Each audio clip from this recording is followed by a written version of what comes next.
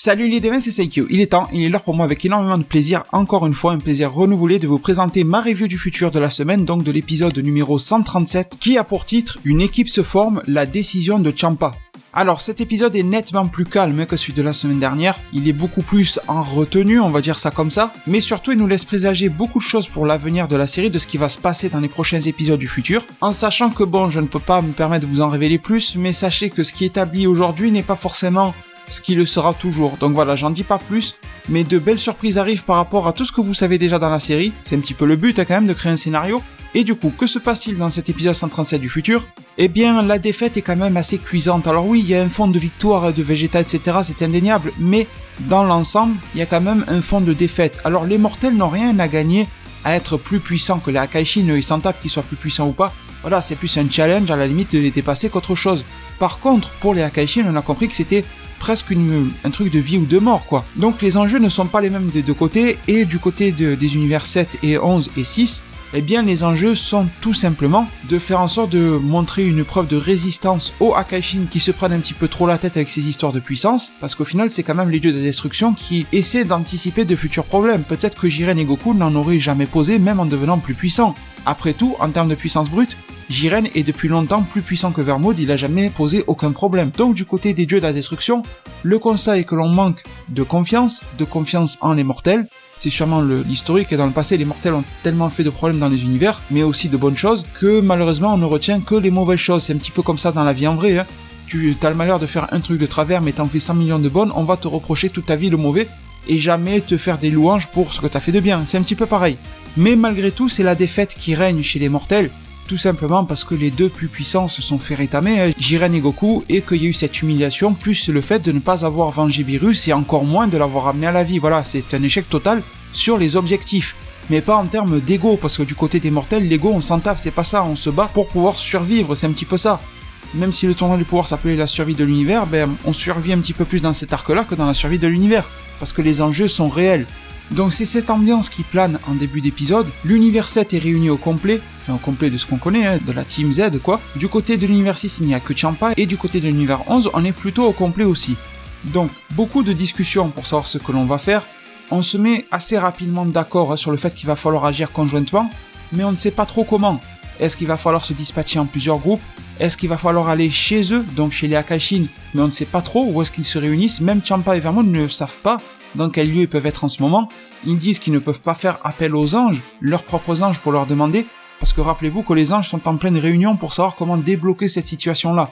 Kaioshin dit qu'ils aimeraient beaucoup aider à les téléporter dans les zones où sont retranchés les Akaishin, les Akaishin qui veulent se battre contre eux, sauf que le Kaikai ne fonctionne que si tu connais le lieu, que si tu en as un minimum de connaissances. Donc malheureusement ils ne savent pas où c'est, donc ne peuvent pas les téléporter là-bas. Et puis la question se pose, est-ce que c'est vraiment le bon moment, ou en tout cas est-ce que c'est vraiment la bonne idée pour attaquer avant l'ennemi ? Est-ce qu'il ne vaut mieux pas se préparer ou faire quelque chose comme ça ? Est-ce qu'il ne vaut pas mieux établir un plan, se servir des capacités de chacun, savoir qui va aller dans le feu de l'action et savoir qui va rester plutôt en retrait ? Parce qu'il se pose une idée, c'est tout simplement que les dieux de la destruction en face sont imprévisibles. Vous avez vu, ils viennent d'attaquer. Ça fait un petit peu pour donner une idée comme dans Bleach, quand il y avait des brèches là qui s'ouvraient comme le Garganta machin, et d'un coup un méchant apparaît, Grimjo, tout ça, tu savais pas qu'il allait débarquer. C'est un petit peu cette menace là des Akaishin qui se posent et qui pèsent sur eux, tout simplement parce qu'ils peuvent réattaquer à n'importe quel moment. N'importe où, n'importe quel univers, voilà, on ne sait pas trop en fait. Donc face à cette imprévisibilité de la contre-attaque, est-ce qu'il ne vaudrait pas mieux s'organiser en deux formes de troupes ? En tout cas c'est l'idée que Piccolo met en avant, c'est lui qui en parle. Des troupes qui vont être là pour protéger la Terre ou les univers respectifs, le 6, le 11, etc. Et d'autres qui vont devoir aller au charbon et se taper bientôt. Donc ce qu'il y a de bien et ce que Gohan fait remarquer, c'est que tout ce groupe arrive à discuter même s'il y a des désaccords à droite à gauche, sans forcément se foutre sur la gueule. Donc c'est bien. Dans cette adversité, ils arrivent à être un minimum unis entre eux. C'est vrai qu'ils ont du mal à faire ressortir une décision, comment est-ce qu'on va y aller, comment est-ce qu'on va contre-attaquer tout ça, mais malgré tout on commence à discerner quelques pistes, comme quoi il faudrait peut-être laisser des gars en protection des planètes, d'autres qui vont aller à l'attaque. Est-ce que ce plan tiendra ? On ne sait pas vraiment, il se peut bien que les deux finissent au final par aller à l'attaque. Est-ce que les équipes mises en place vont avoir une certaine cohésion ? On ne sait pas du tout, mais malheureusement on est obligé de faire avec les moyens du bord.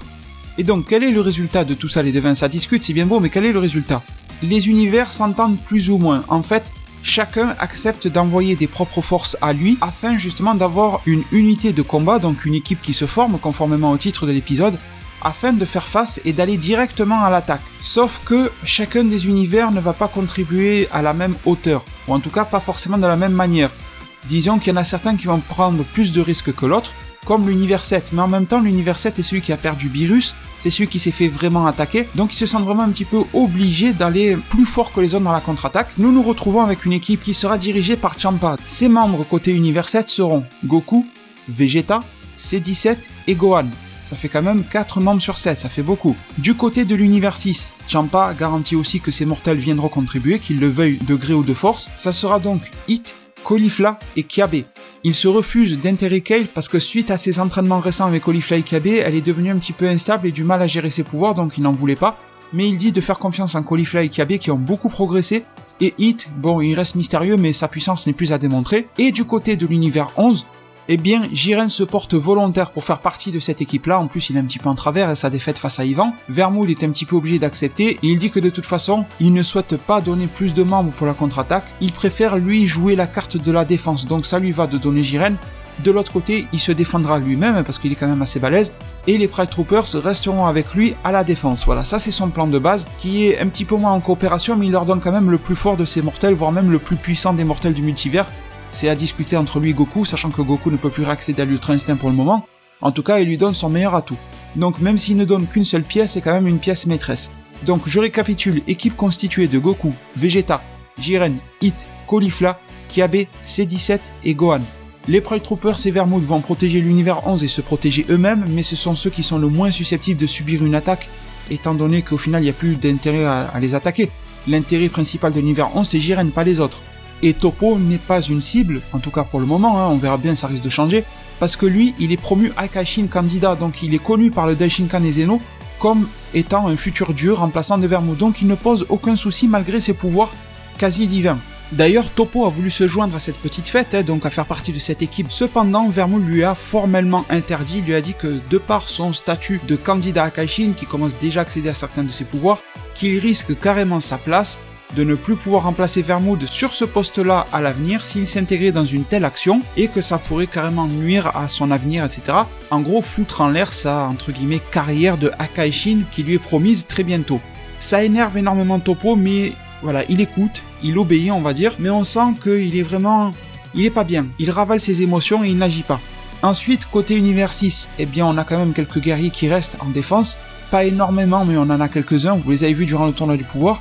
Et l'univers 7 est quand même celui qui sera un petit peu plus dans la merde, parce que si une attaque surgit, même s'il n'y a pas vraiment de raison que cette planète soit attaquée, la Terre et tout, vu que Goku part au combat, mais on aura quand même des éléments comme Goten et Trunks, on a Piccolo, on a Majin Buu, je vous fais pas toute la liste, mais on a quand même pas mal de monde sympa pour protéger. C'est vraiment une couche de protection assez légère face à une attaque divine de type Akaishin, mais voilà, le gros des espoirs des mortels se font dans cette équipe-là, qui est très très Saiyan, avouons-le. Comme je vous ai dit, dans cette série, rien n'est figé, sans vous spoiler. Et voilà, le constat actuel aujourd'hui, épisode 137 du futur, c'est que c'est très très Saiyanesque, aussi bien côté univers 7 que univers 6, avec quelques petites perles comme du C17, le gars, quand même, le vainqueur du tournoi du pouvoir, du Hit, ou encore du Jiren. Je vous laisse me dire en zone commentaire ce que vous pensez par rapport aux associations, aux combos, etc. que l'on pourrait faire entre ces personnages-là.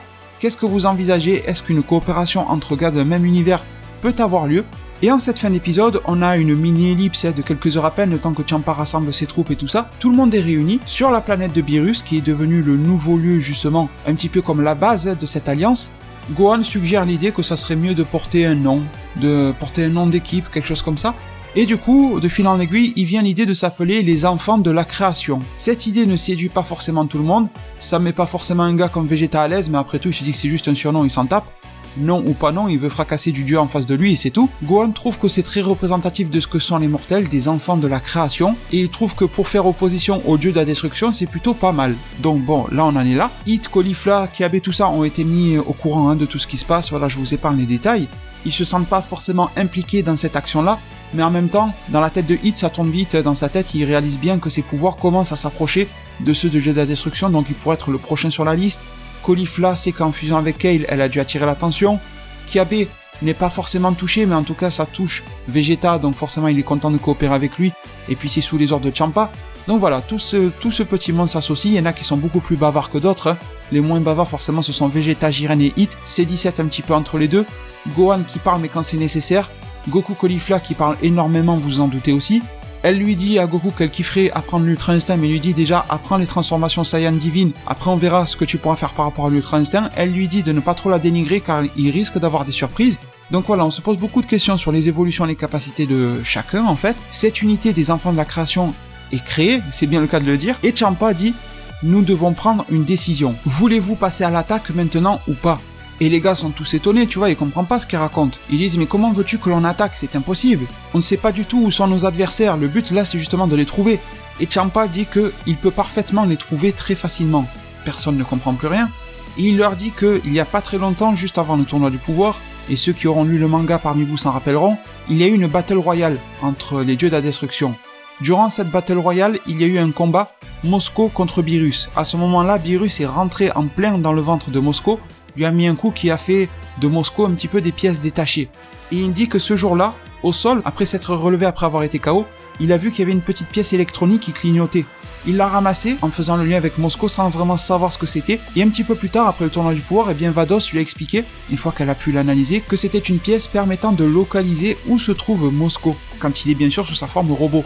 Et du coup, Gohan prend la parole en disant « Ok, mais ça appartient à l'armure d'avant de Mosco, depuis elle a été réparée avec une nouvelle pièce comme celle-ci. » Et du coup, Champa dit qu'en se fiant à cette fréquence-là, il devrait facilement retrouver une fréquence similaire d'émission GPS ou je ne sais pas quoi, des ondes, pour retrouver où se trouve Mosco. Et si on trouve la localisation de Mosco, il y a de fortes chances que l'on trouve les autres Akaishin qui sont avec lui. Donc le plan est assez astucieux, on se demande comment est-ce qu'on va pouvoir capter ces ondes, parce qu'ils n'ont pas des antennes pour capter les ondes les gars, et Vegeta, les bras croisés tout en fierté, dit que sa femme devrait arriver à faire ça très très facilement. Il y a alors une espèce de vote qui se fait, on demande à tout le monde s'ils sont prêts à aller à l'assaut, et puis bon, le constat, voilà, Goku lui il est chaud, Vegeta forcément, Jiren il ne dit presque rien mais on comprend qu'il est pour, Hit il acquiesce un petit peu de la tête, Caulifla dit que bien sûr elle est là pour botter le cul des dieux, C17 ça l'emmerde un petit peu, comme un Shikamaru en gros, mais voilà, s'il a rejoint l'équipe, c'est pas pour se tourner les pouces, hein. Et Gohan est hésitant, mais il pense que c'est un plutôt bon moyen parce que l'effet de surprise est là. Ces mecs-là, les dieux là, pensent être dans une zone dans laquelle on ne peut pas les détecter, etc. Et ça pourrait être une bonne phase pour attaquer. Du coup, Goku prend la pièce électronique, il dit à tout le monde de les attendre et qu'il reviendra sous peu dès que Bulma aura construit un espèce de détecteur pour localiser ces ondes. L'épisode se conclut sur ça. On est un petit peu dans l'attente et dans l'expectative de ce qui va se passer ensuite. Beaucoup de choses, je peux vous le garantir, vont se passer. Beaucoup, vraiment beaucoup. Voilà, ça m'embête de ne pas pouvoir vous spoiler plus, mais en tout cas, soyez vraiment vigilants et attentifs sur les prochaines notifications concernant mes vidéos et en particulier mes reviews du futur. Pour cela, bien sûr, pensez à vous abonner et à vérifier la petite cloche là qui vous permet d'être informé dès qu'une vidéo sort. J'espère que cet épisode qui était nettement plus calme mais poser un fond un petit peu de tension et surtout d'avant-goût, mais de mini avant-goût de ce qui va se passer pour la suite vous a plu. C'était un style très différent de la semaine dernière, mais voilà, j'espère que dans tous les cas, ça aura pu vous emporter un minimum dans l'histoire. De mon côté, j'ai beaucoup aimé développer un petit peu ces relations entre les personnages, même si elles sont pas développées de fou, hein, mais voilà, parce que là on est quand même qu'à la naissance de ce groupe des enfants de la création. Faites-moi tous vos retours en zone commentaire, positifs ou négatifs, mais dans le respect, c'est important. Il n'y a que dans le respect qu'on peut faire évoluer les choses. Je vous remercie tous pour votre soutien continuel à mes vidéos. La semaine dernière, on est encore arrivé aux alentours de 1200-1300 likes et c'est uniquement grâce à vous que mes vidéos reviews du futur peuvent être suggérées à beaucoup de monde. Prenez tous super bien soin de votre futur et à plus pour nos prochains arts divinatoires.